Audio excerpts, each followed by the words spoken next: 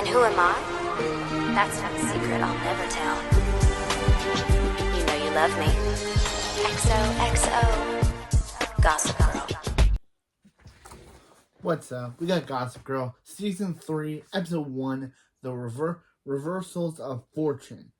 And you guys might be saying, back in reviews, or reacts. Don't know if I'm keeping the reacts in, because I kind of don't do reactions anymore. You said you do these videos tomorrow. But I had nothing to do tonight, so I could be watching the show I'm going to be watching, but I'm not. So, yeah, I have nothing to do, so I decided to just do these 2 episodes tonight instead of tomorrow. So, yeah, this episode starts off with Chuck meeting Ashley, with Gossip Girl reporting that Chuck could be cheating on Blair. We first see Chuck, Gossip Girl reports seeing Chuck leading a woman into a bar. And the Gossip Girl says, "Ooh, is Chuck cheating on B?" They flirt and agrees to take them from a private place in the Hamptons. In the Hamptons, Dan, Rufus, Eric, and Jane are preparing to head back to the city. Jane and Rufus discuss the deal with Miss Serena to hire her summer exploits with Carter from Dan and Rufus. Dan and Rufus discuss heading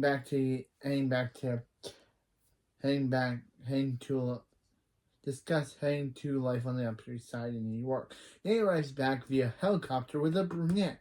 After talking a bit, he discovers she is Bree Buckley from the Buckley family, and she discovers that he's from the Vanderbilt family. That's bad news, as the Vanderbilt and the Buckleys are political rivals. Back at the bar, Chuck is trying to distract Ashley from kissing him when Blair shows up, and she confronts Ashley for trying to get with Chuck. She orders to leave. Once she's gone, she kisses Chuck and reveals that, this was all a setup. Chuck wasn't actually trying to cheat on Blair. They have this whole game where Chuck brings in a woman, Blair shows up and pretends to be the scorned girlfriend, and has the person leave. And if it works to keep Blair and Chuck dating, I guess it works.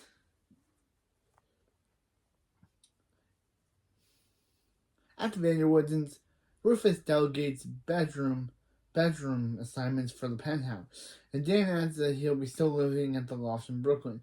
Jane and Eric go to the mall. Dan catches a magazine article of Serena partying and gets a call from Vanessa to meet up.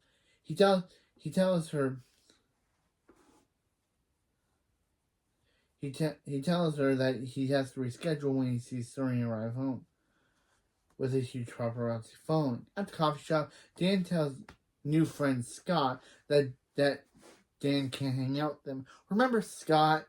Oh yeah, he's Rufus and Lily's son that is pretending that's pretending that he just got there and is hiding him being in New York from his parents, his adopted parents, and also not telling his birth dad that he's his son, because he and Lily believe that their real son died. But no, their real son is Scott. We all know this by now.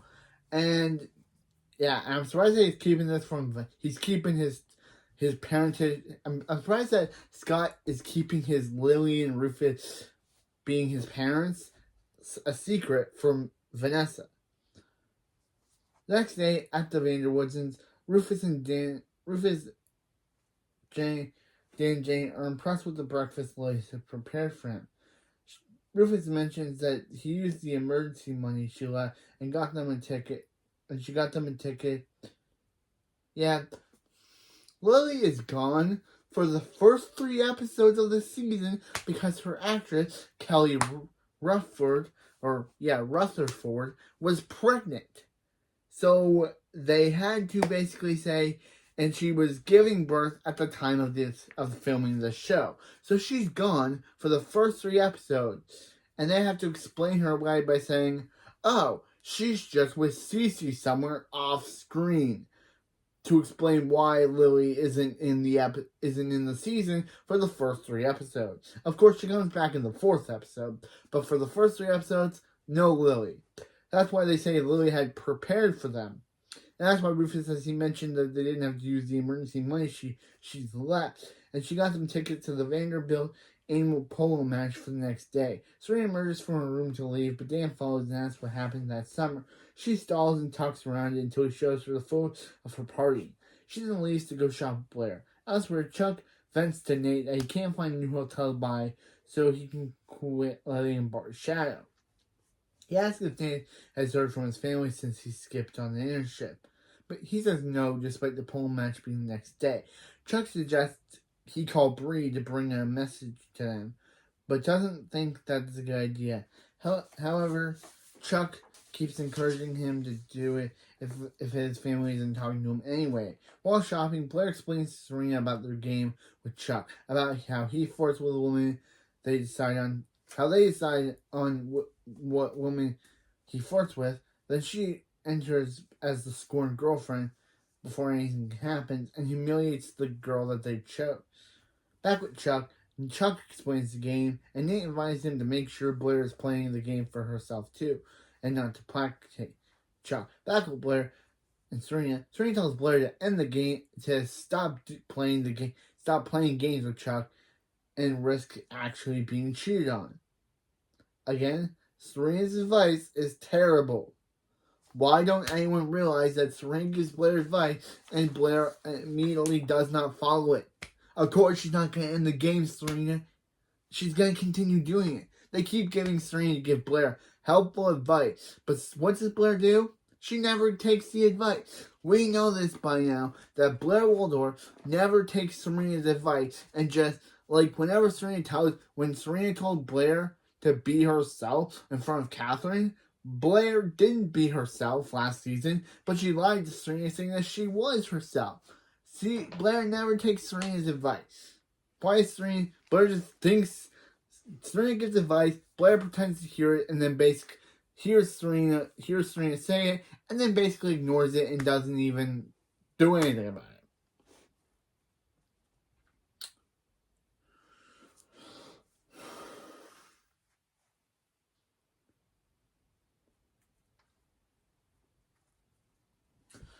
Then, while they talk, paparazzi show up and take photos of Serena. Meanwhile, at a coffee shop, Dan and Vanessa fill each other on their summer adventure. Dan explains that she's been hanging out with a guy named Scott, and he's the same guy that they met before the summer began. When it's time to pay, Dan offers, and Vanessa sees a designer wallet filled with several $100 bills. She asks if they can hang with Scott next day, but he says he's doing something with Rufus, so he can't. She then offers to walk him to the subway, but he says he's on the 6th. After he's gone, a waitress brings Dan's sunglasses to Vanessa, and she follows to return them. However, she sees him get into a limo of the 6th, like he said. When she sees him, however, when she sees him get into the limo instead of the 6th, like he said. At the Vanderwoods, Rufus hears Vanya, the paparazzi hears from Vanya that the paparazzi are going through their track. After talking to Jenny and Eric, he suspects that they know something about Serena's summer that he doesn't. At the Waldorf, Chuck arrives to see Blair. He tells her that they arranged for them to go see Mal choose a new girl to humiliate, and she reluctantly goes to see him. Weird that he's not gotten an icon Dorota moment yet. At the Vanderwoodsons, Dan walks in on Rufus, Jenny, and Eric going over the coverage of Serena's summer. Rufus notices there's a lot of pictures that have the same guy in all of them, but can't tell who it is. Outside, Serena runs into Carter. Sebastian's name, of course, Carter. And he tells her that they need to talk, but she says they don't, and he reminds her that she can't talking about what happened, but she does so by untying her dress and gaining the attention of the paparazzi. Meanwhile, Nate arrives with them. Nate arrives.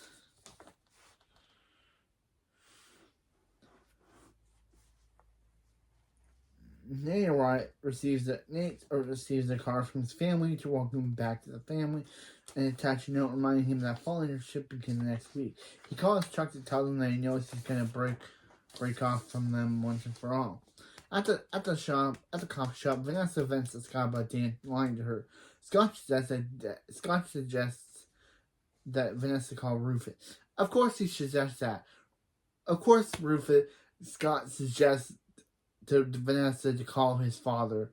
Of course he does. Because Rufus is Scott's dad.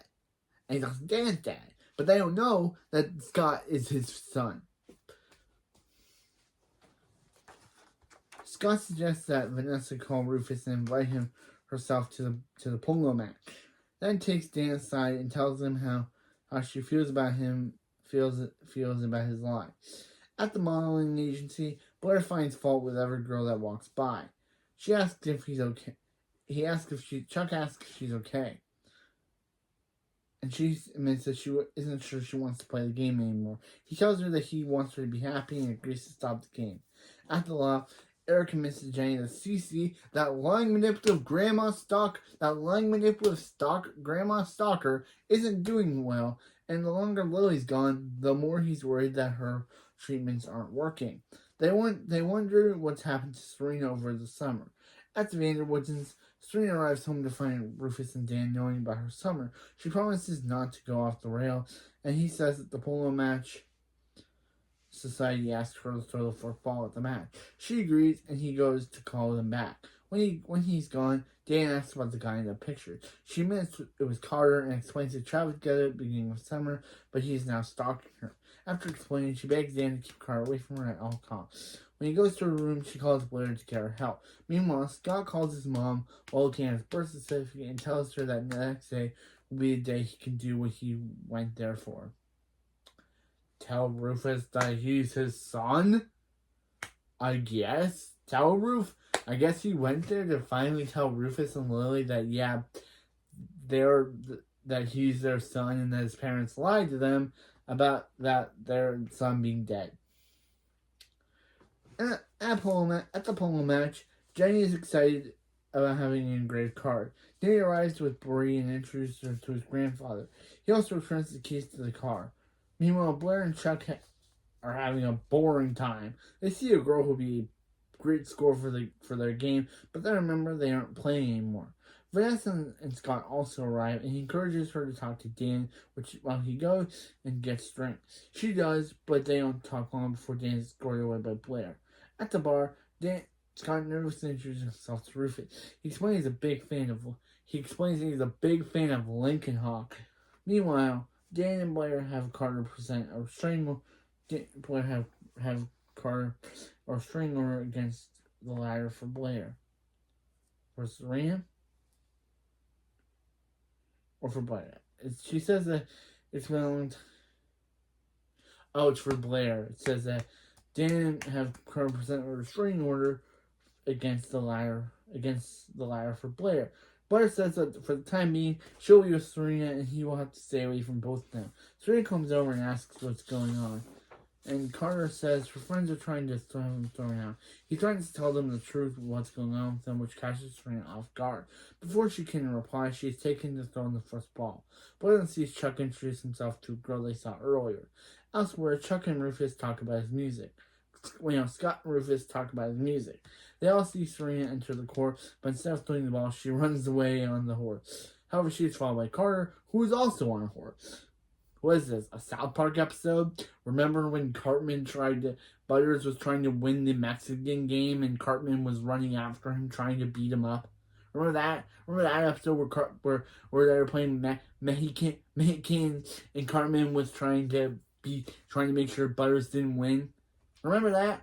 That was a crazy episode. This kind of reminds me of that, where they're riding on horses and he's chasing after her. I guess Carter is the Cartman of this situation. And Serena is our Butters. So she's just trying to stay away from him at all costs. Meanwhile, Bree confronts Day about taking taking her to a family event. She explains that she's currently estranged from her family and is trying to change that. He apologizes, and she says she ran away to Europe while she was gone. And while she was gone, she found out her cousin was stood up at the altar and is looking for forgiveness. And she's looking for forgiveness. She admits that he really does like her and wants to see her again. She agrees to keep seeing him so long as it's a secret. In the forest, Carter catches up with Serena. He tells her that her seeking intention has to do with her father not wanting to give it to her. She reasons that maybe it didn't have to do with her father not wanting. Maybe he didn't ever get her a message, or doesn't know who she was. He tells her that it doesn't matter, that her father didn't want to see her, or that he isn't worth anything for wanting to see her, and they getting back together. They get back together. Back in the match, William finds Nate and Bree and gives them back the car key. Nate tells them that he won't be taking the ownership. William pledges his support, so as long as Nate is happy. He then offers them the car to lessen the risk of being seen, and Nate agrees to take it. After they leave, William calls Tripp and says he's finally found a way to get rid of the Buckleys. By, I guess, having the daughter date Nate? I guess that's their plan? Well, this is a weird premiere. I guess Bree's a better relationship for Nate. At least she's not sleeping with her stepson and not using Nate as a way not using Nate's father's situation as a way to stay with him. I'm looking at you, Catherine Beaton from last season. You played a good villain, but I wish the writers would have used you more. I'm looking at you, Catherine, Alice Cooper. I'm looking at you. But not, I can't believe there's a real person named Alice Cooper. I look at you, Catherine Beaton.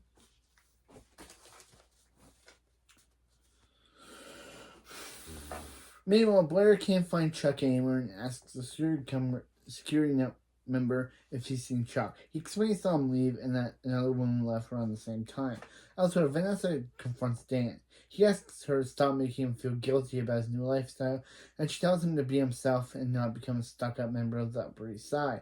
In the forest, security catches up with Carter, who was ditched shirtless by Serena. And again, that's a ditchy thing to do. That back in the city at the palace, Blair arrives to try and catch Chuck with another girl. However, upon searching his suite, she finds no trace of the other girl. He explains that he came back from the party early because he had a headache and asks if she got his message. She asks if they need games, but he promises they'll never be boring and asks if they can stay in together for the night. Meanwhile, Vanessa and Scott arrive back in the city from the match. He tells her that the Humphreys seem like good people and she shouldn't write off with longtime friends with Dan over an argument. She kisses him and says someone had to make the first move. At the Vanderwoodsons, Rufus and Jenny and Eric arrive and bring another man to the apartment. Outside, Nate and Bree arrive back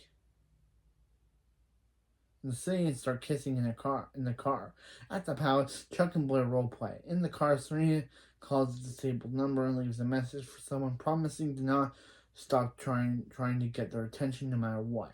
At the Vanderwoodsons, Rufus leaves emergency money to buy all the paparazzi shots from the pole match to avoid getting out, except for one photographer.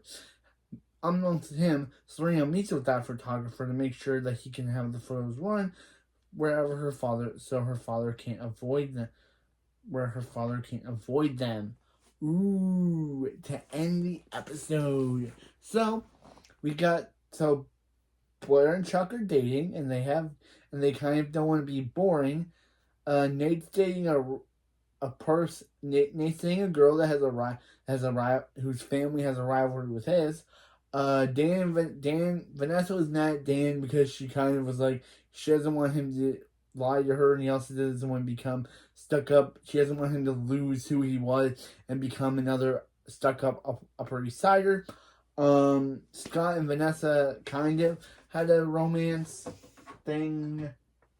Kind of had a romance. I should start doing this. Had a romance. And again, as I said before, Lily is gone for the first 3 episodes of this season due to her actress, Kelly Rufford, having given birth. It was slightly visible in earlier episodes of season 3 where you could see her pregnancy baby bump, but this season she's mostly gone for the first 3 episodes. She's gone from this episode all the way to the Lost Boys. She returns in Dan de la Forette, and she stays for the rest of the season. But it's still weird that I guess they couldn't help it. They couldn't just write her character off the show they just said, oh, Cece's sick. Cece, the line manipulative stalker grandma is sick. And they're Lily's looking after her, and Eric is worried that it takes Lily's this long to look after Cece. Something bad might be happening to Lily.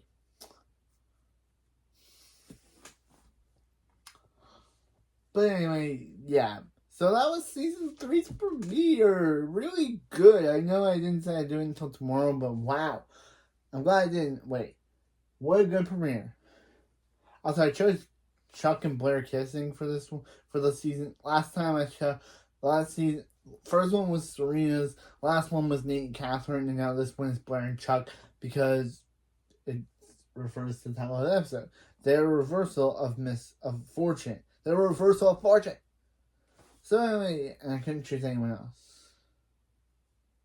I could have chose Serena, that horse.